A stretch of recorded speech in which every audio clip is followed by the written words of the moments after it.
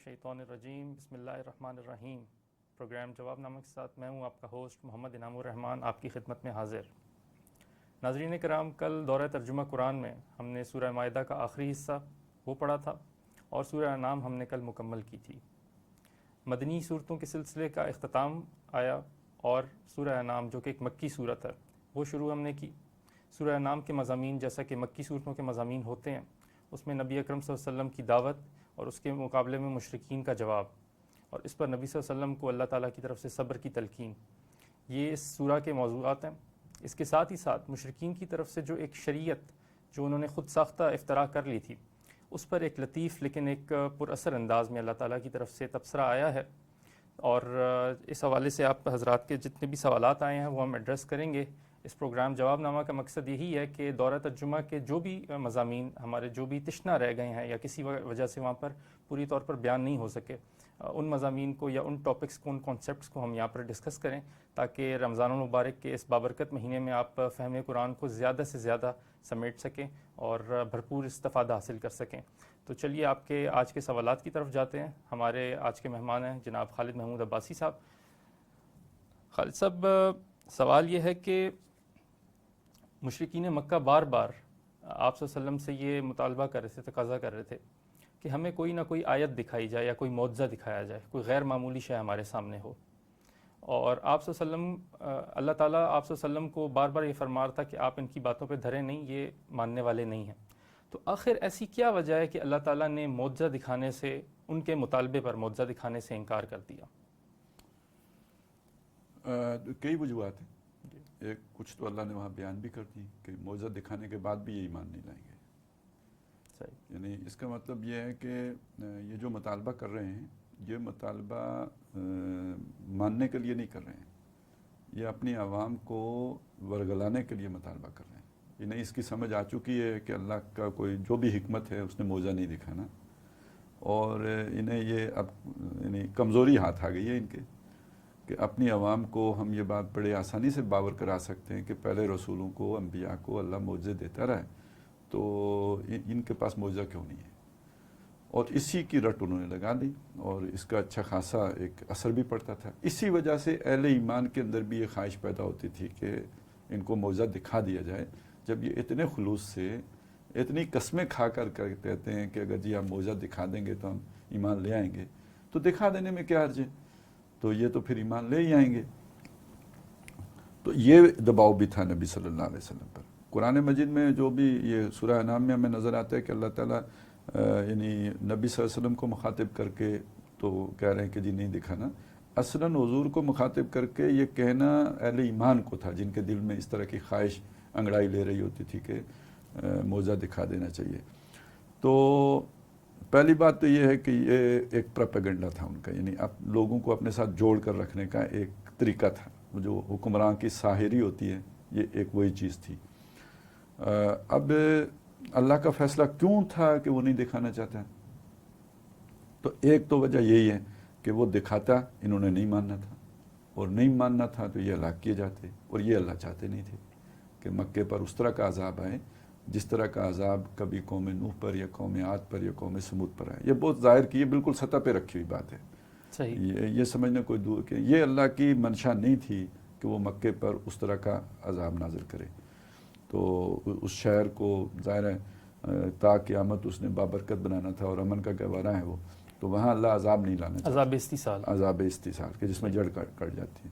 ظاہر ہے جو بچ جاتے ہیں وہ بھی پھر اس شہر میں تو نہیں آباد ہوتے نا، یعنی نوح علیہ السلام کے زمانے میں اگر آبادی کہیں عراق کے علاقے میں تھی تو وہ پھر تباہی آئے، سب ہلاک ہو گئے، تو وہ پھر تتر بتر ہو گئے، ساری دنیا میں پھیل گئے، کوئی عرب میں آباد ہو گئے، کوئی روس والی سائڈ پہ نکل گئے، کوئی جو ہے نا کہیں اور نکل گئے، آگے پیچھے ہو گئے، شرق و غرب میں چلے گئے۔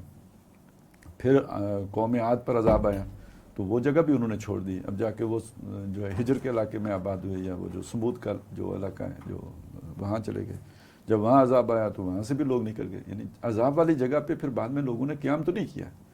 تو اگر مکے پر اس طرح کا عذاب آتا تو پھر وہاں پہ ٹھہرا تو نہیں، یعنی وہ پھر شہر ویران ہوتا، یہ اللہ نہیں چاہتے تھے۔ تو یہ جو بھی شیطان تھے وہاں کے، ان کو یہ بات سمجھ میں آ گئی کہ بھئی یہ مسئلہ ہے، یہ تو نہیں ہونا، لہٰذا انہوں نے اسی کا پروپیگنڈا اٹھا لیا کہ لاؤ جی ہم ایمان لے آئیں گے. اور اس سے سادہ لوگ جو یہاں تک نہیں پہنچ سکتی تھی جن کی سوچ, تو وہ ایک تاثر لے لیتے تھے. تو ایک پہلو تو یہ ہے. دوسرا پہلو یہ ہے کہ چونکہ نبی صلی اللہ علیہ وسلم اب ان پہ آ کے نبوت ختم ہو رہی ہے, اب کسی نبی نے نہیں آنا ہے, اور رسالت کی تکمیل ہو رہی ہے, اور یہ پیغام چلنا ہے قیامت تک کے لیے, اور حجت ہمیشہ قائم ہونی ہے لوگوں کے اوپر بعد میں بھی. تو اگر وہ دلیل کی بجائے معجزات سے حجت قائم کی جائے گی تو پھر آپ بعد میں بھی معجزے کیسے لائیں گے؟ آج اگر کوئی مانگے معجزہ لے کے آؤ تو آج کون لے کے آئے گا؟ صحیح. تو اب تو حضور صلی اللہ علیہ وسلم ہمارے درمیان نہیں ہے, تو معجزہ تو نبی کے ذریعے سے ہوتا ہے. لہٰذا وہ اس لیے بھی وہ ختم نبوت کا بھی تقاضا یہ تھا کہ اب معجزہ دکھا کر ایمان لانے والی بات نہ کی جائے, بلکہ شعور سے اور فہم سے اور فراست سے اور دلیل سے کی بنیاد پر جس نے ایمان لانا ہے لائے, اور جس نے نہیں لانا نہ لائے. اور تیسری بات اس میں یہ بھی ہے کہ یعنی اگر ایک اور مثبت انداز میں اس بات کو دیکھیں تو وہ یہ ہے کہ معجزات اس وقت دکھائے گئے جب انسان کے شعور کی سطح بھی اس سطح تک نہیں آئی تھی جہاں تک اب پہنچ چکی تھی نبی صلی اللہ علیہ وسلم کے دور تک. تو اس وقت انسانوں کو معجزے دے کر تو حجت قائم کی گئی. اب انسان اس قابل ہو گیا ہے کہ اس کو شعوری طور پر قائل کیا جا سکے, سمجھایا جا سکے, حجت قائم کی جا سکے. تو جب انسان یہاں پہنچ گیا ہے تو اب اس کو وہ معجزہ دکھانا, اس کو ایک اور انداز میں تو وہ ڈاکٹر صاحب یوں بھی کہا کرتے تھے نا کہ یہ جب انسان ابھی عہد طفولیت میں تھا تو اس کو یہ اس ذریعے سے سمجھایا گیا. تو اب جب وہ فکری اعتبار سے جوان ہو گیا تو اس کو معجزے دے کے سمجھانے کی ضرورت نہیں رہی. وہ چیز یعنی جیسے آپ کو بچپن میں ایک چیز کوئی کھلونا لا کے دیا جاتا ہے, تو جب آپ بڑے ہو جائیں تو آپ کو پھر وہ کھیلنے کے لیے وہ چیز تو نہیں لا کے دی جاتی نا. اب تو آپ کو پہلے آپ کو کھلونے کے طور پر گاڑی لا کے دی جاتی ہے, وہ کھلونا ہوتا ہے, لیکن اب آپ کو چلانے کے لیے گاڑی لا کے دی جائے گی جس کو آپ لے کے چلیں گے. تو اس طرح اب انسانوں کو اس سطح پہ پہنچنے کے بعد وہ معجزات دکھانے کا کام جو ہے وہ بند کر دیا گیا. تو یہ ایک یعنی کہ نوع انسانی کی جو شعور کی فیکلٹی ہے وہ اس سطح پہنچ چکی تھی کہ وہ اللہ تعالیٰ کو اس کی جو آیات ہیں ان کے ذریعے سے پہچان سکے, اور نہ صرف پہچان سکے مطلب پہچاننا اتمام کے درجے میں, یعنی یقین ہو جائے کہ بات ٹھیک ہے. پھر نہ مانے اپنے, نہ ماننے والے تو معجزہ دیکھ کے بھی نہیں مانتے تھے. تو اور کوئی غلط فہمی نہیں رہتی تھی معجزے کے بعد کہ کوئی کنفیوژن ہوتا تھا, یا جیسے وہ آتا ہے نا کہ فرعون نے کہا یہ جادو ہے یا کوئی, یہ ایسے نہ صحیح, یہ تو یہ وہی لیڈروں کی شاعری ہوتی تھی اپنے عوام کو بیوقوف بنانے کی. اگر معجزہ تو ہے ہی وہ شے کہ جو بینہ ہے, جس کے بعد کنفیوژن ختم, کوئی ابہام باقی نہیں رہتا. تو اسی طرح کا ابہام قرآن بھی باقی نہیں چھوڑتا تھا, کم از کم جزیرۃ العرب کی حد تک تو وہ حجت اسی طرح قائم ہوئی ہے. تو پھر نبی صلی اللہ علیہ وسلم کا جو اصل معجزہ تھا وہ کیا تھا؟ وہ تو خیر ہم جو ہے نا جو جیسے کہا جاتا ہے کہ پھر جس شے کے آگے آدمی عاجز ہوا وہی معجزہ ہے نا, جی بالکل, جس کے آگے اس کی عقل عاجز ہوگی. اور جیسے ہم نے کہا بینہ ہے, تو وہ تو بینات من الہدا, الہدا کی بینات پر مبنی کتاب اللہ قرآن مجید ہے نا. تو اصل معجزہ تو آپ کا یہ تھا. اور اس کا بھی معجزہ ہونے کا ایک پہلو ہوا ہے جو صرف عربوں کے لیے تھا, اور وہ اس کی خطابت, بلاغت, خطابت, جو اس کا جو بھی اللہ کا کلام ہونا ہے. ظاہر ہے اس کو وہی اپریشیٹ کر سکتے تھے, اور وہ جانتے تھے یہ کیا چیز ہے, اس لیے کبھی 3 آیتیں بنانے کی بھی کوشش نہیں کی. ٹھیک ہے نا, ان کو پتہ تھا یہ مطلب وہ اس کے پائے کی بن ہی نہیں سکتی. تو جبکہ آج کے دور میں آپ دیکھتے ہیں بعض لوگ کوششیں کر رہے ہیں, جیسے وہ ابھی بھی کچھ میسج چلتے رہتے ہیں جی یہودیوں نے ایسا قرآن بنا دیا ہے, اور وہ کچھ چیزیں ہیں میں نے دیکھی بھی ہیں, کوششیں ہوتی ہیں. کیوں ہوتی ہیں کہ ہمیں تو مطلب آج کوئی آدمی ایسا ہے ہی نہیں کہ جو اس جو کسی کی بنائی ہوئی جاڑ جنکاڑ ہے اس کا اور اس قرآن کا فرق کر سکے. تو وہ ایک خاص دور تھا جس میں قرآن مجید کی جو بھی ایک انداز, اسلوب, خطابت, جو بھی اس کا جو پرشکو انداز تھا, تو وہ اس کو وہی عرب اپریشیٹ کر سکتے تھے, وہ سبع معلقہ والے. تو یعنی کہ وہ اپنے لٹریچر کی انتہا پر تھا, اس وقت کی جو بھی ان کا جو تھا اس کی انتہا پر تھا. اور آج اگر وہ معجزہ ہے تو اپنے دلائل کی بنیاد پر ہے. اب یعنی وہ بھی جو اس کا پہلو تھا نا, وہ کلام کی خوبصورتی کا یا بلاغت کا, یا وہ تو وہ بھی ان کے لیے تھا، وہ ہو چکا. اب آج کے لیے تو اس کے جو دلائل ہیں بینات من الہدا، جو اس کا پہلو ہے وہی معجزہ ہے. صحیح. وما من دابۃ فی الارض الا علی اللہ رزقھا، یہ جو آیت ہے یا جو سوری یہاں پر جو آئی ولا من دابۃ فی الارض الا امم امثالکم، ہاں ٹھیک ہے. اس آیت کا اس مقام پر کیا باقی آیات سے ربط و تعلق ہے؟ ذرا واضح کر دیجیے.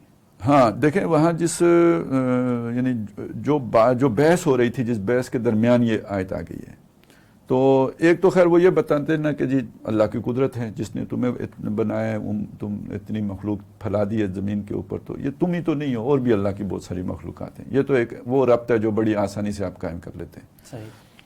لیکن جو وہاں پہ بحث چل رہی ہے، جو تناظر ہے اس کا، جو وہاں پہ ایک آرگومنٹ ہو رہا ہے، وہ یہ ہے کہ جی معجزہ دکھائیں. تو اللہ تعالیٰ اس کے جواب میں اگر یہ بات کہتے ہیں تو اس کا مطلب اس کے علاوہ بھی کچھ ہے، اور وہ یہ ہے کہ یہ ساری مخلوق جو ہم نے بنائی ہے، اس ساری کو اگر دیکھو تو کوئی بھی اللہ کے حکم کی خلاف ورزی نہیں کرتا.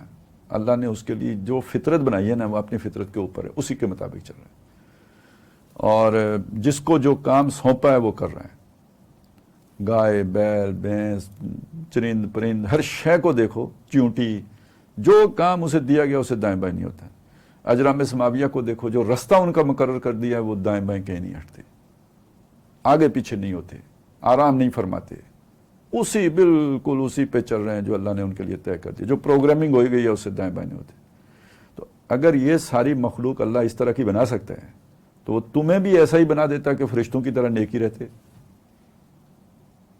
اور اس نے تمہیں ایسا نہیں بنایا، اس نے تمہیں چوائس دی ہے کہ اما شاکرا و اما کفورا.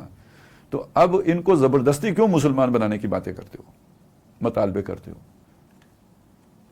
کہ ان کو کوئی ایسا معجزہ دکھا دو کہ عاجز ہو کے اس کے آگے گردن جھکا دیں اور یہ اس رستے پہ چل پڑیں. یہ اگر اللہ نے کرنا ہوتا تو پروگرامنگ ہی ایسی کر دیتا، پھر نبی رسول بھیجنے کی ضرورت ہی نہیں ہوتی. آخر فرشتے کوئی اللہ کے حکم کی نافرمانی تو نہیں کر سکتے نا، وَيَفْعَلُونَ مَا يُؤْمَرُونَ. تو انسان بھی تو ایسا ہی بنا سکتا تھا.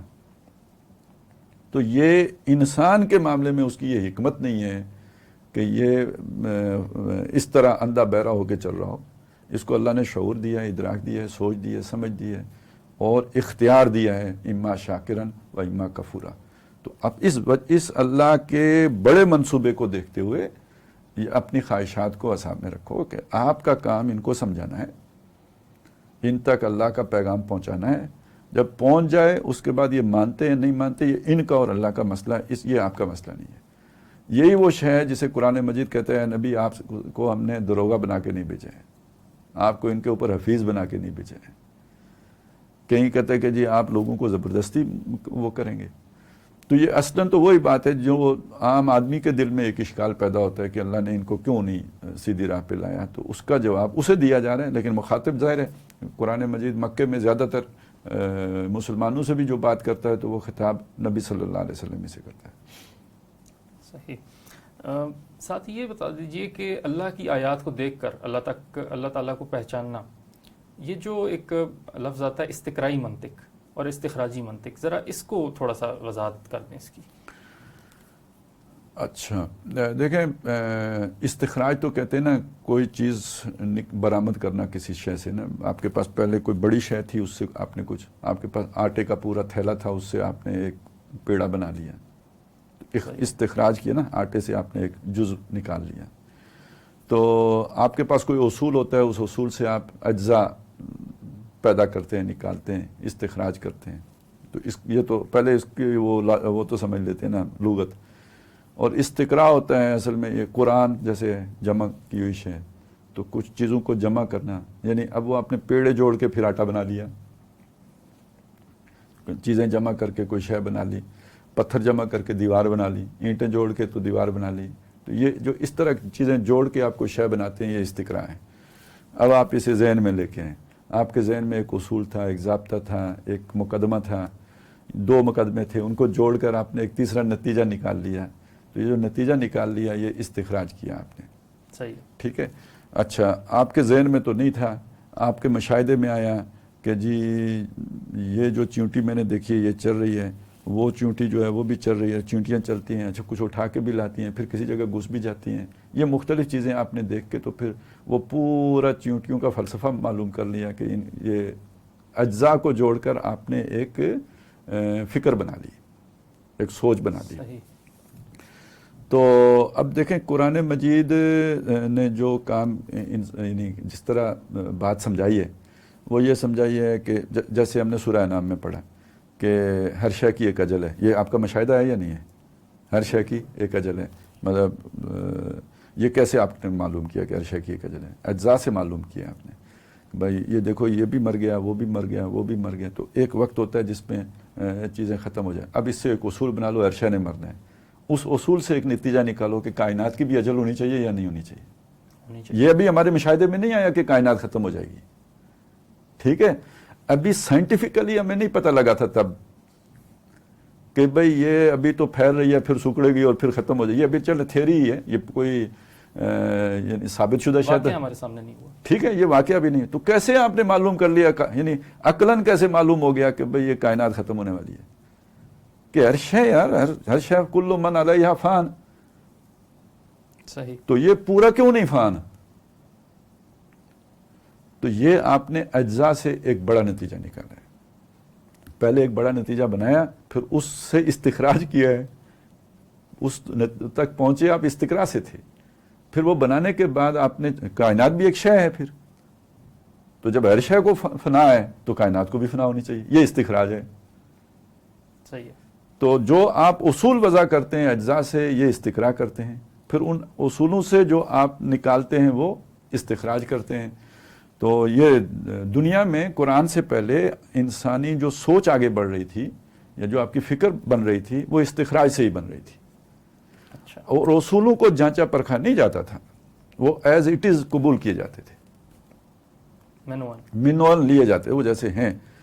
تو یہ کہ انسان مشاہدے پر تو اتنی اس کی وہ زور تھا ہی نہیں نا. یعنی پتہ نہیں اب یہ سچ ہے یا جھوٹ ہے. سب سے بڑا منطقی جو استاد جو گزرا ہے کہتے ہیں ارسطو ہے. اور ارسطو کے بارے میں کہا جاتا ہے کہ اس کا بھی ایک وہ ظاہر اصول تو چلے آ رہے ہیں جس میں عورتیں جو ہیں وہ ناقص العقل ہیں.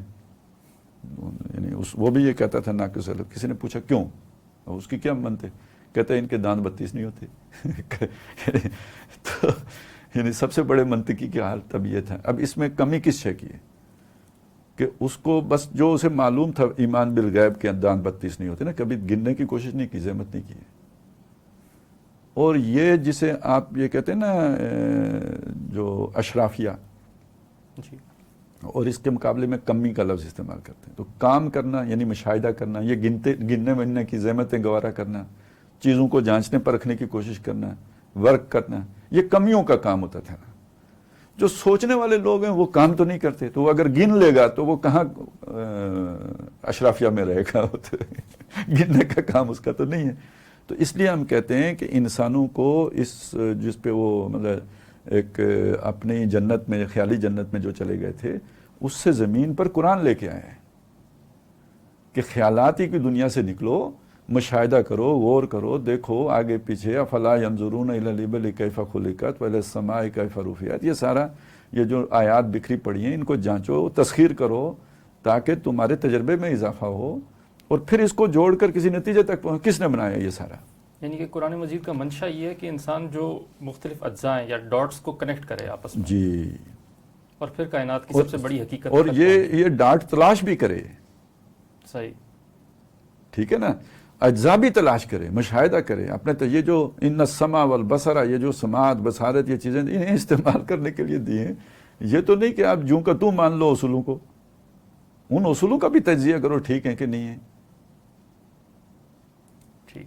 تو اس سے پھر یہ ہوا ہے نا کہ آپ کی فکر کو ایک نئی جو ہے نا جہت ملی ہے. یعنی ایک انقلابی شے ہے. اس لیے کہا جاتا ہے کہ یہ جو سائنس جو ابھی دنیا میں یہاں تک پہنچی ہے، تو اس کا بیج قرآن نے رکھا تھا. اس رخ پر انسان کو موڑا قرآن نے تھا. ٹھیک ہے. تو وہ پھر کرتے کرتے ظاہر ہے وہ 14 صدیاں بعد جا کے تو پھر وہ سارا دھماکہ ہوا ہے نا. صحیح. ہمارے ایک ویور ہیں، ان کی طرف سے ہم سوال لے لیتے ہیں. وقاص بن شمشاد صاحب پوچھتے ہیں اگر ہدایت اور گمراہی خدا کی طرف سے ہیں، پہلے سے طے شدہ ہیں، تو پھر جزا اور سزا کیسی، جبکہ پہلے فرمایا کہ خدا کے دین میں جبر نہیں، اپنی پسند سے دین کی طرف جو راغب ہوگا خدا اسے پسند کرتے ہیں۔ تو اچھا خیر دیکھیں، بات یہ ہے کہ اب دو سطحیں علیحدہ ہو گئیں۔ ایک یہ کہ ہم مانتے ہیں کہ جزا سزا ہے، ایمان بالغیب کا تقاضا یہ ہے کہ ہم مانیں جزا و سزا ہے۔ اگر میرا اللہ پر ایمان ہے، آخرت پر، قرآن پر ایمان ہے، تو قرآن کہتا ہے جہنم بھی ہے اور جنت بھی ہے، اس نے کہہ دیا۔ تو پھر ہمیں پازیٹیولی سوچنا پڑے گا کہ اگر جبر ہی ہے، ہدایت اور وہ گمراہی اللہ کی طرف سے ہے، تو پھر جزا و سزا کیوں ہے؟ یہ سوچنے کا انداز ہو رہا ہے۔ اگر ہم یہ مطلب ہمارا یہی سوال کرنے کے پیچھے یہ سوچ ہے کہ یہ سارا ڈکوسلا ہے جو قرآن مجید میں بیان ہوا ہے، تو پھر ہمارا نقطہ نظر کوئی اور ہے۔ تو مجھے نہیں معلوم، سوال کے ظاہر سے کچھ نہیں پتہ لگے گا کہ پیچھے کیا ہے۔ میں نے کلیئر اس لیے کیا کہ اگر فرض کریں ان کے ذہن میں کوئی ایسا وہ نہیں ہے، اشکال اور چیز ہوتی ہے، شرارت اور چیز ہوتی ہے۔ تو اگر شرارت نہیں ہے ذہن میں تو پھر بات سمجھ میں آ جائے گی، لیکن چونکہ اشکال سامنے آ گیا ہے تو ہمیں جو بھی اس کا جواب سمجھ میں آتا ہے تو وہ تو ہم اپنی استعداد کے مطابق دینے کی کوشش کرتے ہیں۔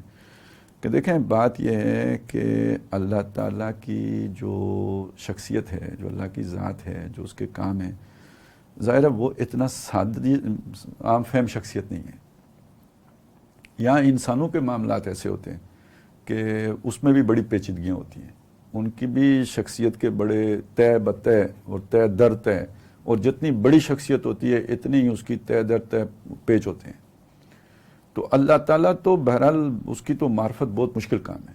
جو ہمیں بتایا گیا ہے وہ اللہ تعالیٰ کے یوں سمجھ لیں کہ دو سطحیں ہیں اللہ کی اس دنیا کے ساتھ جو انگیجمنٹ ہے۔ ایک جسے ہم کہتے ہیں عالم تشریع، ایک ہے جسے ہم کہتے ہیں عالم تکوین، ایک عالم خلق، ایک عالم امر۔ اس کے اصول ہی مختلف ہیں۔ دیکھیں، عالم امر میں ٹائم سپیس کچھ بھی نہیں ہے۔ عالم امر میں اللہ کہتا ہے کن فیکون، ہو جاتا ہے۔ وہی اللہ جو کہتا ہے جب میں کوئی شے کہتا ہوں کر دو ہو جائے، وہ ہو جاتی ہے۔ وہی اللہ جو کہتا ہے کہ میں نے آسمان اور زمین 6 دنوں میں بنائے ہیں۔ ٹھیک ہے، تو اب اس کا یہ دو علیحدہ لیولز ہیں۔ عالم کن میں کوئی وقت نہیں لگا ہے، اور عالم امر میں کوئی وقت نہیں لگا، کن سے ہو گیا ہے۔ اور عالم خلق میں 6 دن لگے، اور 6 دن کا مطلب یہ 24 گھنٹے والے دن نہیں، یہ کائنات کے دن ہیں، یہ خرب سالوں پر مشتمل ہے، ایک ایک دن، سٹیجز بھی ہو سکتی ہیں، وہی مطلب ہے۔ ٹھیک ہے، تو کتنا بڑا فرق ہو گیا۔ صحیح ہے۔ تو اعتراض تو یہاں بھی بنتا ہے کہ یار یہ کن کے ساتھ کیوں نہیں ہو گیا، اتنے دن کیوں لگے؟ تو یہ اصل میں دو علیحدہ علیحدہ لیولز ہیں۔ اس کو اگر ہم اس چیز سے سمجھیں کہ جو واقعہ معراج ہے، ٹھیک ہے، تو ایک طرف اتنا یہاں سے اتنا لمبا سفر کرنا، اس کو کتنا ٹائم چاہیے، لائٹ سپیڈ سے بھی جائیں تو کتنا ٹائم چاہیے، پوری کائنات سے گویا آپ باہر گئے نا۔ ٹھیک ہے، سدرۃ المنتہا جا کے اینڈ ہو گیا نا کائنات کا۔ تو کائنات کتنی ہے، خرب نوری سال سے ابھی تک کائنات کا اینڈ نہیں معلوم ہوا۔ بالکل، تو کتنا لمبا فاصلہ ہے اگر ہمارا ایمان ہے کہ گئے ہیں، جیسے کہ ہمارا ہے۔ ٹھیک ہے، تو دوسری طرف واپس آئے تو کنڈی ہل رہی تھی۔ یہ امر اور خلق کا فرق ذہن میں، مطلب یہ ایک ایسی مثال ہے کہ اگر جسے آپ سامنے رکھیں تو کم از کم وہ کانسیپٹ تو سامنے آ جاتا ہے نا کہ کچھ ہے۔ اب آ جائیں اس چیز کی طرف کہ عالم تشریع عالم اسباب ہے۔ یہاں کوئی بھی کام ہوگا تو کسی کاز کے بغیر نہیں ہوگا، کسی علت کے بغیر نہیں ہوگا، کسی سبب کے بغیر نہیں ہوگا۔ کاز اینڈ ایفیکٹ کی دنیا ہے، کاز اینڈ ایفیکٹ کی دنیا ہے۔ صحیح ہے، ٹھیک ہے، اور جو وہ عالم امر ہے وہاں پر کوئی علت کی چکر نہیں ہے وہاں، بلکہ بہت بڑا فرق یہ ہے کہ عالم امر میں جبر محض ہے، وہاں کسی کی مرضی ہی نہیں ہے، وہ صرف اللہ کی چلتی ہے۔ اور یہاں پہ عالم اسباب ہے، یہاں پہ انسانوں کی مرضی بھی ہے، جنوں کی بھی ہے۔ ٹھیک ہے، وہ ظاہر ہے وہ اسباب ہیں جس کی بنیاد پر ہوتے ہیں. تو جب اللہ تعالیٰ یہ کہتے ہیں کہ یہ ہدایت اور گمراہی میرے اختیار میں ہے تو وہ عالم امر کی بات ہوتی ہے. میں جسے چاہتا ہوں اسے دیتا ہوں، جسے نہیں چاہتا نہیں دیتا. یہ عالم امر کی بات ہے. اس سطح پہ اللہ یہ بھی کہتا ہے وما تشاؤون الا ان یشاء، تم چاہ بھی نہیں سکتے جب تک اللہ نہ چاہے. اس سطح پہ آگے شیطان بھی اللہ ہی کے تابع ہے. جب آپ آ جائیں گے عالم خلق کی سطح پہ، یہاں آپ کا اختیار ہے اما شاکرن و اما کفورا. اس سطح پر آ کر آپ کے پاس جو ہے وہ ہدایت قبول کرنے یا ہدایت کو رد کرنے کا اختیار آ گیا. یہاں اللہ جبر نہیں کرتا. یہاں پر اختیار انسان کا. یہاں اختیار اس عالم خلق میں جہاں چیزیں اسباب کے تحت آگے بڑھتی ہیں، یہاں انسان کو اختیار دیا گیا. تو ان دونوں کو علیحدہ علیحدہ کر کے دیکھیں گے تو بات سمجھ میں آئے گی، نہیں تو پھر آپ کو یہی کنٹراڈکشن محسوس ہوگی. تو اب جب یہ کہا کہ جی جزا و سزا ہے تو وہ اس اختیار کی بنیاد پر ہے جو انسان کو ملا ہے، جو انسان کو ملا ہے. تو اب دیکھیں کتنا یہ ذرا تھوڑا مشکل ہو گیا نا جو جس اپروچ سے ہم گئے. اس کی نسبت کتنی آسان اپروچ ہے. اگر ہمارا ایمان ہے کہ جزا و سزا ہے تو یار اختیار ہوگا تو تب ہے نا، اس کے بغیر تو نہیں ہو سکتی. جب اختیار یہ نہیں ہوتا تو پھر نہ ہوتی. بالکل، وہ تو بہت آسان رستہ ہے.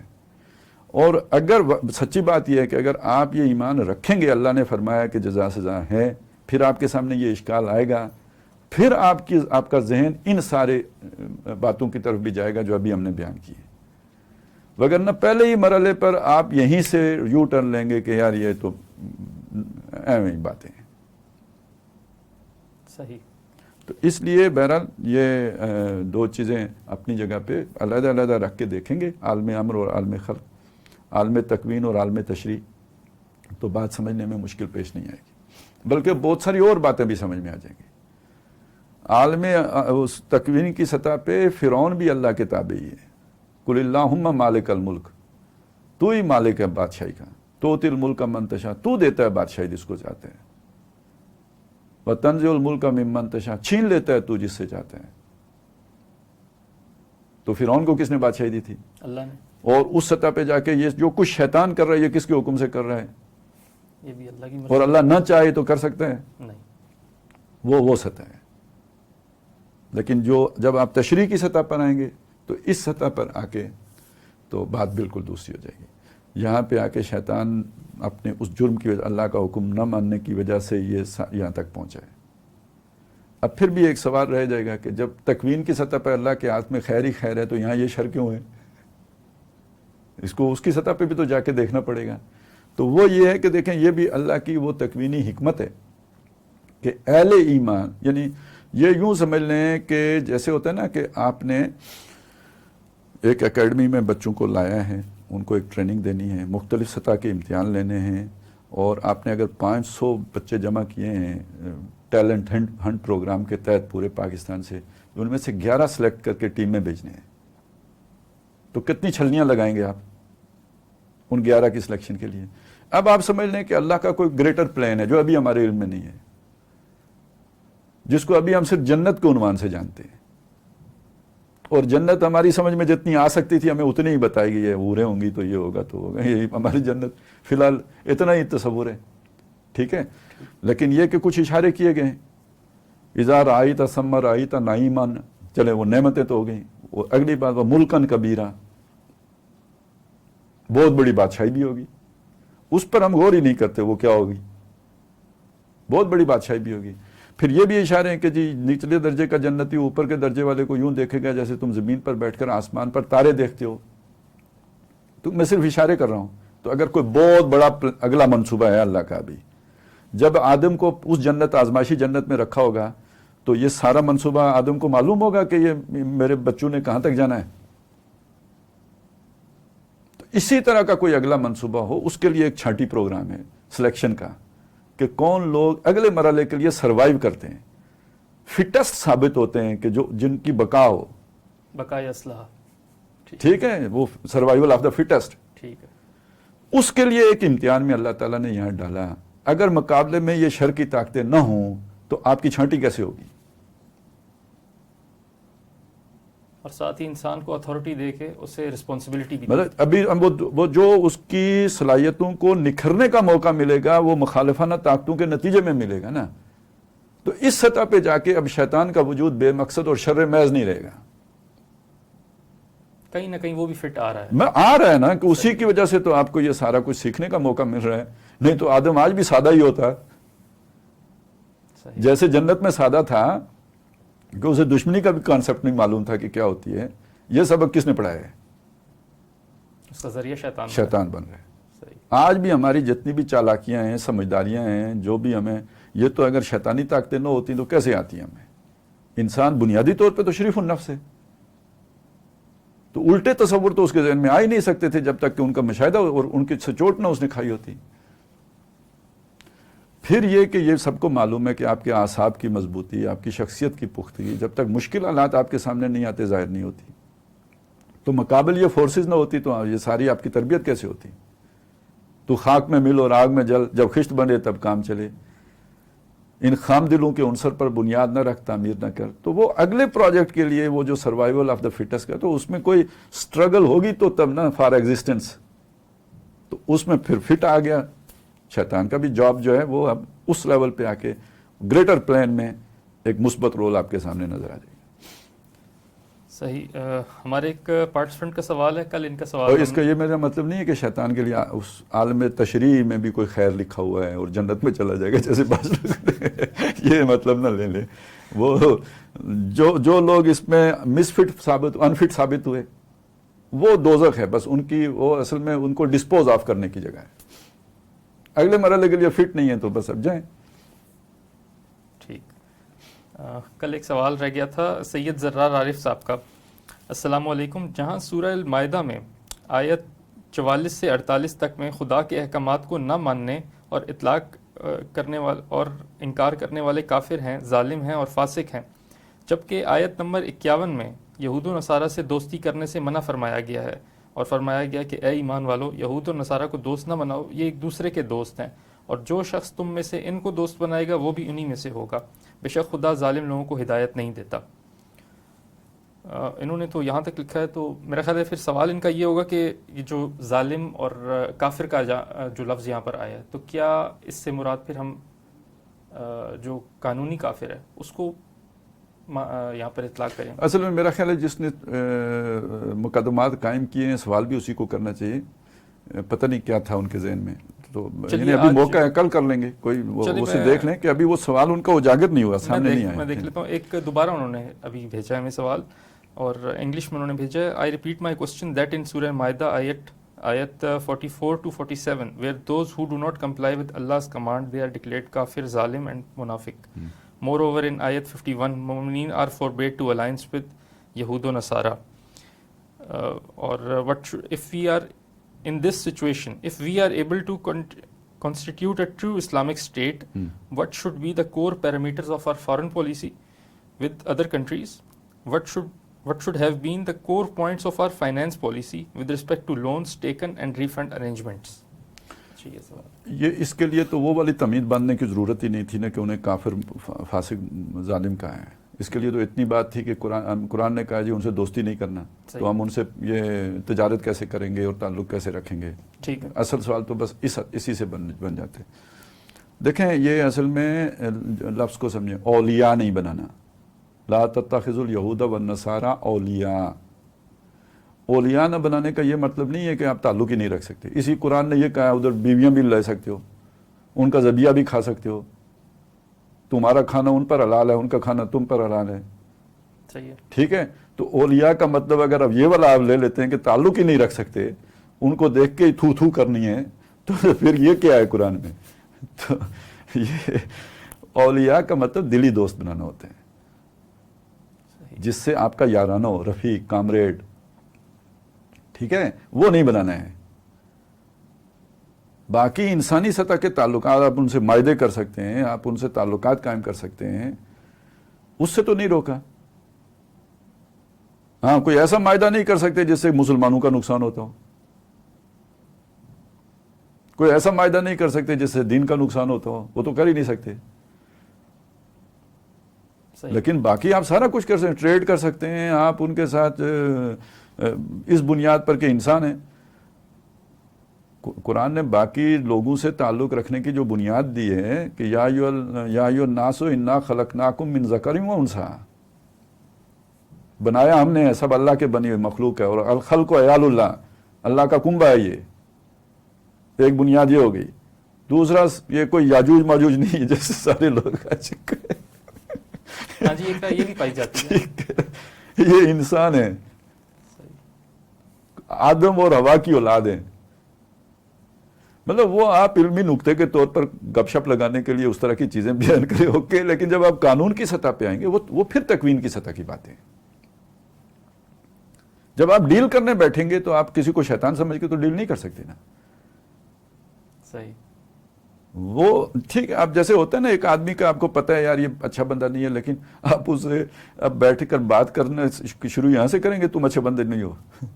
تو اسی طرح اگر فرض کریں کوئی تکوین کی سطح پہ کسی کو معلوم ہے کہ بھئی یہ آدم اور حوا کی اولاد نہیں ہے بلکہ یاجوج ماجوج ہیں، یا یہ کہ یہ آدم کی اولاد تو ہیں حوا کی اولاد نہیں ہے، جیسے مختلف تصورات آتے ہیں، یہ تکوین کی سطح کی باتیں ہیں. شریعت کی سطح پہ وہ انسان ہے، اللہ کے مخلوق ہے، آدم اور حوا کی اولاد ہے. تو تبھی تو دنیا کا نظام چلے گا، اگر نہیں ہو تو بڑا عجیب و غریب مسئلہ بن جائے گا. پھر بندہ وہی ہے جو لوگ یہ باتیں کرتے ہیں، پھر آخری کنکلوژن کیا ڈرا کرتے ہیں کہ وہ بے در و دیوار سے ایک گھر بنانا چاہیے. دنیا سے کٹو، جاؤ ایک گاؤں بناؤ، بستی آباد کرو، اتھے جا کے رہو، اللہ اللہ خیر. باقی تو دنیا میں یاجوج ماجوج ہیں. یہی تصور آخر میں نکلا نا، اس لیے قرآن اترا ہے کہ آپ علیحدہ بستی بنا کے جا کے ٹک جاؤ. تو اس لیے دوسری بنیاد یہ ہے کہ وہ انسان ہے، آدم اور حوا کی اولاد ہے، اللہ کی مخلوق ہے، اللہ کا کنبہ ہے. آپ تعلقات رکھ سکتے ہیں، فارن پالیسیز کی بنیاد پہ بنا سکتے ہیں، صحیح، کوئی ایشو نہیں. اب آپ تکوین اور تشریح کا یہ بھی ایک ذہن میں رکھنا چاہیے، یہ بھی ایک اسپیکٹ. ہاں، اور یہی وہ سبق تھا جو موسیٰ علیہ السلام کو اللہ تعالیٰ نے خضر سے ملاقات کروا کے دیا. انشاءاللہ اصول کاف میں تکوین کی سطح پہ جو مرضی کوئی کرتا پھرے، صحیح، کوئی خضر کسی کا بچہ اڑا دے، جو کرے، وہ تکوین کی سطح کی بات ہے. تشریح کی سطح پر تم نے یہ کیوں کیا؟ لقد جئت شیئا امرا، لقد جئت شیئا نکرا، لو شئت لاتخذت علیہ اجرا. یہ سب تشریح کی سطح کی بات ہے. بعد میں جو اس نے خضر صاحب نے جو بھی وہ دیے ہیں ایکسپلینیشنز اپنی کہ یہ میں نے کیوں کیا، وہ سب تکوین کی سطح کی بات ہے. یہاں پہ آپ شریعت میں کسی کو اختیار دے سکتے ہیں، یہ بچہ کل جا کے بڑا خراب ہو جائے گا، آج میں اس کو قتل کرتا ہوں. پھر قانون چل سکتا، کوئی قانون بنا سکتے ہیں پھر دنیا میں آپ، اگر یہ آپ کر لیں تو اس لیے وہ آپ وہ یاجوج ماجوج ہیں کہ کیا ہے، وہ تکوین کی سطح کی باتیں. یہاں آپ نے اس سطح پہ بات کرنی ہے ان سے. ٹھیک. ناظرین کرام، آپ اپنے سوالات ہمیں کمنٹ سیکشن میں بھیج سکتے ہیں، اور ساتھ ہی ساتھ جو ہماری زوم کی آن لائن کلاس ہے اس میں بھی آپ اپنے سوالات ہم تک بھیج سکتے ہیں. تو چلیے نیکسٹ سوالات ہیں. خالد صاحب، ایک سوال یہ آیا ہے کہ سورہ انعام کی آیت نمبر 45 میں اللہ تعالیٰ نے فرمایا کہ فَقُطِعَ دَابِرَ الْقَوْمِ الَّذِينَ كَفَرُوا، اور کافروں کی جڑ کاٹ دی گئی، وَالْحَمْدُ لِلَّهِ رَبِّ الْعَالَمِينَ. تو اب اس میں پارٹیسپینٹ کا سوال یہ آیا ہے کہ الحمدللہ ہم جب کہتے ہیں کسی بات میں تو وہ تب کہتے ہیں جب اللہ تعالیٰ کا شکر ادا کرنا ہو، جبکہ یہاں پر پوری قوم ہلاک کر دی گئی اور الحمدللہ رب العالمین آگے آیا. تو یہ ذرا سمجھا دیجیے. اچھا خیر، مجھے اس پہ تو ایک واقعہ یاد آ گیا، لیکن پورا یاد نہیں آیا، لیکن جو تھوڑا بہت یاد آیا وہ میں آپ کو سنا دوں. کہتے ہیں مجھے اب صحیح پھر وہی بات ہے، یا کوئی افغانستان کا تھا یا کوئی یعنی ہندوستان کی سائڈ کا کوئی تھا کوئی حکمران. تو اس وقت جو عباسی خلیفہ تھا اس کو اس نے مطلب بڑا ایک سخت خط لکھا، بغاوت کا ایک طرح کا اس نے یعنی اندیا دیا کہ میں وہ ہوتی تھی نا، ان کی مور ہوتی تھی جس کے تحت یہ اپنی چلا رہے ہوتے تھے بادشاہی. تو اس نے وہ گویا یعنی تمہاری ضرورت نہیں ہے والا. اس نے مڑ کے صرف ایک جواب لکھا اسے خط میں، ایک خط جو اسی کے الٹی طرف، والحمدللہ رب العالمین. کہتے وہ جا کے اس کے پاؤں پڑ گیا. یہ ابھی تک مطلب وہ مورخون کو بھی سمجھ نہیں آئی کہ بھئی یہ ہوا کیا، اس نے کیا کہا تھا اور اس کو کیا سمجھ آئی ہے، جا کے اس کے پاؤں پڑ گیا. تو مجھے بہرحال اس سے جو سمجھ آئی ہے وہ یہی ہے کہ پھر تیرا کم ہو گیا، ٹھیک ہے نا، تم نے یہ کیا نا تو پھر اب یہی ہوگا. تو تم نے ہمارے ہاتھ میں تو ایک سلطان سری دے دی ہے کہ اب ہم تمہارے خلاف اقدام کر سکتے ہیں، واللہ عالم. تو اس میں جو ربط ہے وہ یہ ہے، دیکھیں یہ سرجن نے آپریشن کیا، پیٹ چیرا، پتہ نہیں کتنے ٹانکے لگائے، آپ کا کیا نکال کے باہر پھینک دیا. اس کے بعد اس نے آ کے کہا جی آپریشن کامیاب ہو گیا. آپ نے کہا الحمدللہ. صحیح. ٹھیک ہے. تو اب اگر کوئی بچہ ہو وہاں پہ، وہ دیکھے یار یہ چیر پھاڑ ہوئی ہے ساری اور الحمدللہ، یہ اس کے ساتھ کیا ربط ہے؟ تو بالکل یہی ہے، یہ ایک معاشرہ ہے، سوسائٹی ہے، اور اس میں جب ایک فسادی قوم فساد مچا دیتی ہے تو پوری سوسائٹی کی زندگی اجیرن کر دیتی ہے، ظلم کو عام کر دیتی ہے. پھر اللہ تعالیٰ کا فضل ظاہر ہوتا ہے کہ ایسے لوگوں کو اللہ ختم کر دیتا ہے. اور جب اللہ ختم کر دیتا ہے تو یہ اللہ کا بہت بڑا انعام احسان ہوتا ہے باقی لوگوں کے اوپر کہ ان ظالموں سے اللہ نے انہیں نجات دے دی. والحمدللہ رب العالمین. یہ جیسے نا طالوت و جالوت کا قصہ ہم نے پڑھا تھا اس میں سورہ بقرہ میں، تو اس کو کنکلوڈ کیا وَقَتَلَ داؤد و جالوت کے بعد داؤد نے جب جالوت کو قتل کر دیا. وَلَوْلَا دَفْعُ اللَّهِ النَّاسَ بَعْضَهُم بِبَعْضٍ، اگر اللہ بعض لوگوں کے ذریعے سے بعض کو دفع نہ کر دے، لَفَسَدَتِ الْأَرْضُ، زمین میں بگاڑ پیدا ہو جائے. وَلَٰكِنَّ اللَّهَ ذُو فَضْلٍ عَلَى الْعَالَمِينَ، لیکن اللہ تعالیٰ جہان والوں کے لیے بڑے فضل والا ہے. مطلب کیا؟ فسادیوں کو ختم کرتا رہتا ہے. تو اگر ہم مسلمان ہیں اور مسلمانوں کا کچھ درد کچھ دکھ بھی ہے ہمیں، تو جو اس وقت دنیا میں ہو رہا ہے، تو جو اقوام یہ ظلم کر رہی ہیں وہ کل اگر مسلمان ہو جائیں تو الحمدللہ، اور اگر وہ مسلمان ہونا ان کی قسمت میں نہیں لکھا تو وہ کل اگر غرق ہو جائیں، برباد ہو جائیں، تباہ ہو جائیں، اور اس ظلم سے مسلمانوں کو نجات مل جائے، وہ الحمدللہ ہے یا نہیں؟ بالکل یہی بات کہی ہے. لیکن یہ انداز مجھے پسند آیا. مطلب دیکھیں جب آپ کے سامنے اس طرح کا سوال اٹھے گا تو تب آپ پر کچھ حقائق منکشف ہوں گے نا. جب آپ اتنا ادب اپنے اوپر طاری کر لیں گے کہ یہ سوال میں نے سوچا تو شیطان نے مجھے اغوا کر لیا، تو پھر قرآن آپ پر کھل تو کبھی بھی نہیں سکتا. تو قرآن سے حسن ظن رکھیں کہ یہ ٹھیک ہے، سوال اٹھائیں، اٹھاتے ہوئے یہ سمجھیں کہ میں نے سمجھنا ہے، یہ نہیں کہ یہ نہ سمجھیں کہ کوئی غلط لکھا ہوا ہے. اپنی کانسیپٹ کی کلیئرٹی، اپنی کانسیپٹ کی کلیئر. سوال اٹھائیں، گستاخی بے ادبی سے نہیں، یعنی ہماری گستاخی بے ادبی نہیں ہوتی، قرآن کی میں بات کر رہا ہوں کہ یہ سوچ کر نہیں کہ بھئی اللہ نے کہیں غلط لکھ دیا ہے، بھول تو نہیں گیا ہے، کوئی جبریل نے گڑبڑ تو نہیں کر دی، یا بعد میں کسی نے آگے پیچھے، یہ اس طرح کا خیال نہیں آنا چاہیے. یہ پھر شک ہے، یہ وہ چیز ہے جو شیطان نے پیدا کی ہے. ہاں، اس تجسس میں کہ بھئی یہ مجھے سمجھ نہیں آ رہی ہے، میں نے سمجھنا ہے اس کو، ان دونوں کا آپس میں ربط کیا ہے، سوال اٹھائیں، پوچھیں، لوگوں سے پوچھیں. اور اگر کوئی ایسا ہے کہ جو آپ مطلب اس پر آپ کو ڈانٹ ڈپٹ بھی کرتے ہیں، گوارا کریں، لیکن سوال کا پیچھا نہ چھوڑیں، تب آپ کے علم میں اضافہ ہوگا. اور ویسے آپ دل میں رکھیں گے، جستجو کریں گے، اللہ سے بھی مانگیں گے، کھول دیتا ہے اللہ. تھوڑا وقت لگتا ہے، کھل جاتا ہے. اور کچھ پیچ و تاب میں زندگی بسر ہوگی نا، اسی کشمکش میں گزری میری زندگی کی راتیں، تو وہ کچھ وہ کشمکش اس میں گرفتار ہوں گے تو سمجھ آ جائے گی. صحیح. شارٹلی بس یہ بتا دیجئے گا کہ یہ بدی اور خلق، یہ اللہ تعالیٰ نے اپنے حوالے سے الفاظ استعمال کیے ہیں، تو ابداع اور تخلیق ان دونوں میں کیا فرق ہے؟ یا ایک یعنی جیسے کہ خلق السماوات والارض، اور کہیں کہا بدیع السماوات والارض. جی، تو اس میں بس وہ یہ ہے کہ خلق تو ہوتا ہے نا کسی شے سے کسی شے. اچھا، یہ ویسے جب اس طرح الفاظ ہوتے ہیں نا ایک دوسرے کے مترادف بھی استعمال ہو جاتے ہیں. صحیح ہے. جب ایک ہی لفظ آیا ہوتا ہے تو پھر وہ اس کا مطلب وہی ہو سکتا ہے جو دوسرے کا ہے. لیکن یہ بہرحال کچھ نہ کچھ تھوڑا بہت لغوی اعتبار سے فرق بھی ہوتے ہیں، اور بعض جگہ وہ اپنے اسی لغوی معنی میں ہی آ رہے ہوتے ہیں. تو وہ جو فرق ہے وہ یہ ہے کہ خلق ہوتی ہے کسی شے سے کسی شے کا بنانا، اور بدیع ہوتا ہے ابداع، جسے ہم کہتے ہیں بغیر کسی شے کے کسی شے کو وجود دینا. تو کوئی مادہ نہیں تھا، بغیر مادے کے اللہ نے یہ ساری کائنات بنا دی. یہ بدیع السماوات والارض ہے.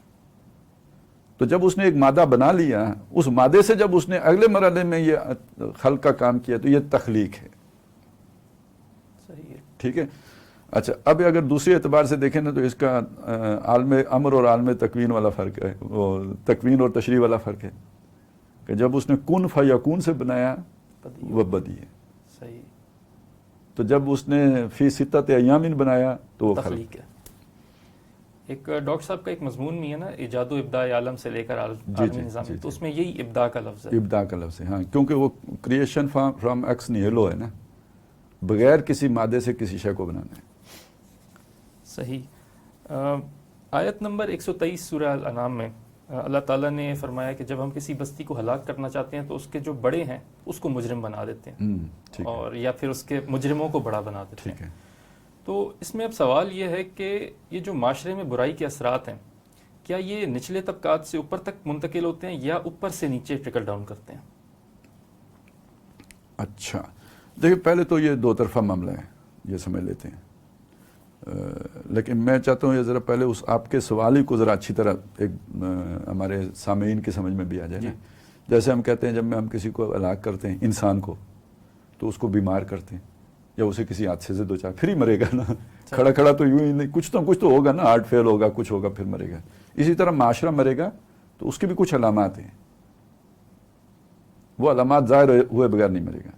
تو وہ علامت، ایک بڑی علامت یہ بتائیے کہ چنے ہوئے بدماش ان کے بڑے لیڈر بن جاتے ہیں۔ ویسے اس کے 3 معنی ہو سکتے ہیں، اکابر مجرمی، ہاں، تو اس کو اگر وہ مرکب اضافی کے طور پر کریں تو وہ جو ہاں بستی ہے، بستی کے مجرموں کے بڑے، یعنی ساری بستی مجرم ہے، ان بستیوں میں ان میں سے جو بڑے تھے وہ بن گئے اس کے، یعنی جو ان کے لیڈر ہیں، بستی والے مجرم اور مجرموں کے لیڈر، ایک معنی یوں ہو جائے گا۔ اکابر مجرمی ہاں، کہ جو اس کے اکابر تھے یعنی بڑے لوگ، سردار جو تھے، ان کو مجرم بنا دیا۔ یہ بات وہاں فٹ ہو جائے گی جہاں پہ اکابر پہلے سے طے شدہ، یعنی بڑے قبیلے ہیں تو ان کے جو سردار ہیں، تو سردار کا بیٹا سردار ہے۔ وہ جو میراثی نے اپنے پتر سے کہا تھا کہ تو کبھی نمبردار سارا پنڈ بھی مر جائے تو نہیں ہو سکتا، تو جو وہ تو بڑے ہو ہی نہیں سکتے، تو جو بڑے ہیں انہی کو اللہ مجرم کر دیتا ہے۔ ایک معنی اس کا یہ ہو گیا، اور ایک معنی یہ ہے کہ جو اس بستی کے مجرم ہیں جہاں جمہوری نظام ہوگا، سرداری نظام ہوگا تو وہ والا معنی ہوگا، جہاں جمہوری نظام ہوگا تو وہاں پھر یہ معنی ہو جائے گا کہ جو اس بستی کے مجرم تھے ان کو بڑا بنا دیا۔ تو بہرحال نتیجہ یہ نکلا کہ جب آپ یہ دیکھو کہ آپ کے حکمران، آپ کے سردار، آپ کے بڑے مجرم لوگ ہیں، جھوٹے لوگ ہیں، وعدہ خلاف لوگ ہیں، دغا باز لوگ ہیں، کوئی انسانی قدر کے حامل نہیں ہیں، وہ 2 نمبر لوگ ہیں، نہیں 10 نمبر لوگ نہیں، کوئی نمبر ہی ختم ان پہ، ان کی شخصیت پہ جا کے، اس حد تک شریر لوگ ہیں، پھر سمجھو اس معاشرے میں اب کوئی خیر باقی نہیں رہا، اب اس کا رہنا زمین پر ایک بوجھ ہے، والحمدللہ رب العالمین کی طرف بڑھ رہا ہے۔ صحیح، فقطع دابر القوم، یہ اس کا مطلب بنے گا۔ اب آ جاتے ہیں آپ کے سوال کی طرف کہ جناب وہ اپنا اوپر سے نیچے آتے ہیں اثرات یا نیچے اب اگر سوال ہی پوری طرح سمجھ آ گیا تو سمجھ آ گئی یہ دونوں طرف ہوتا ہے ہمارا۔ صحیح، یہ 2 وے ٹریفک ہے، 2 وے ٹریفک ہے۔ صحیح، اور وہ جو آتے ہیں نا کہ الناس علی دین ملوکہم، وہ یہ کہ آپ نے کسی معاشرے کا جائزہ لینا ہو، یہ معاشرہ کس رخ پہ جا رہا ہے، تو ان کے بڑوں کو دیکھو، وہ لٹمس ٹیسٹ ہے، وہ لٹمس ٹیسٹ ہے، ٹھیک ہے، بڑوں کو دیکھو تو وہ اس سے پتہ چل جائے گا۔ صحیح۔ آخری سوال ہمارا ہے اور اس کے بعد ہم پروگرام کو وائنڈ اپ کرتے ہیں۔ عثمان مشتاق صاحب، اور ایک حد تک یہ بات بھی صحیح ہے کہ جو نچلے ہوتے ہیں وہ بڑوں کا ٹرینڈ فالو کرتے ہیں، جو اوپر ہوتے ہیں وہ ٹرینڈ سیٹر بھی ہوتے ہیں۔ صحیح، جو ان میں، اچھا ہمارے اس زمانے میں آ کے ٹرینڈ سیٹر آپ کی جو فلم انڈسٹری ہے، حکمران اتنے ٹرینڈ سیٹر نہیں ہیں، ہاں ویلیوز میں کچھ نہ کچھ وہ کسی درجے میں بہت معمولی سے، اس میں بھی انٹلیکچوئل مائنورٹی ہوتی ہے، اور باقی فیشن وغیرہ کا ٹرینڈ سارے تو وہ سیٹ کرتے ہیں نا، فلم انڈسٹری سے سیٹ ہوتے ہیں، اداکار سیٹ کرتے ہیں، صحیح، وہاں ہمارے امام وہ ہیں۔ تو اس سے آپ اندازہ لگا لیں معاشرہ ہمارا ماشاءاللہ کتنا صحت مند معاشرہ ہے۔ لاسٹ کوشچن ہے خالد صاحب، حدیث قدسی اور قرآن مجید کیوں الگ الگ ہیں، اس کی حکمت بیان کر دیں۔ اچھا، اصل میں میرا خیال ہے وہ یہ کہہ رہے ہیں چونکہ وہ بھی جبریل ہی لے کے آئے نا، جبریل نے مجھے کہا کہ اللہ تعالیٰ یہ کہتا ہے، تو یہ بھی قرآن بھی اللہ تعالیٰ نے ٹھیک ہے، اس لیے کہتے ہیں. دیکھیں اب یہ ایسا ہے کہ اللہ تعالیٰ نے حضور صلی اللہ علیہ وسلم کو کتنا کچھ بتایا یہ ہم نہیں جانتے، ٹھیک ہے، معراج بھی کرایا، وہاں کیا کچھ دیکھا وہ بھی ہم نہیں جانتے. تو جو کچھ نبی صلی اللہ علیہ وسلم کو سارا اللہ نے بتایا وہ سارا قرآن میں نہیں ہے. بہت واضح مثال ہے کہ ہم نماز پڑھتے ہیں، اللہ نے قرآن میں یہ حکم دیا نماز پڑھو، لیکن جس ترتیب سے ہم پڑھتے ہیں یہ کوئی ترتیب قرآن مجید میں نہیں آئی ہوئی ہے. بالکل کوئی قیام کی، رکوع کی، سجدے کی کوئی ترتیب نہیں ہے. اور بعض باتیں ہیں جیسے قرآن میں آئی ہیں، لیکن یہ کب کرنی ہے اور کہاں کرنی ہے یہ بھی نہیں. سورہ فاتحہ قرآن میں ہے، لیکن یہ رکوع میں پڑھنی ہے یا سجدے میں پڑھنی ہے یہ تو قرآن نے نہیں بتایا نا. اسی طرح یہ اللہ نے قرآن میں کہا سبح اسم ربک الاعلی، کہ اللہ کے اس اعلیٰ نام کی تسبیح کرو، لیکن یہ سجدے میں یہ تسبیح جا کے کرنی ہے یہ تو قرآن میں نہیں ہے نا.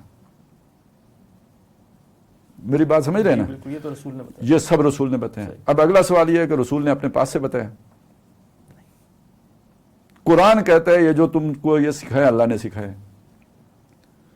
وہ جو آتے نا یتلو علیہم آیاتی ویزکیہم ویعلمہم الکتاب والحکمہ ویعلمکم ما لم تکونوا تعلمون.